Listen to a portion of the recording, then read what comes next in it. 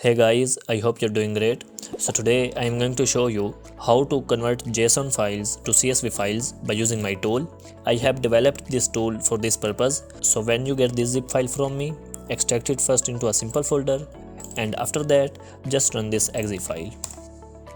It's very simple to use. You have to import your JSON file and export it. So this is a sample file. We are going to import it and we'll convert it into the CSV one.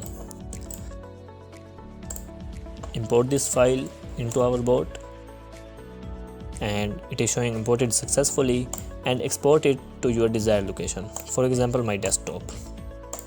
So it has exported the file.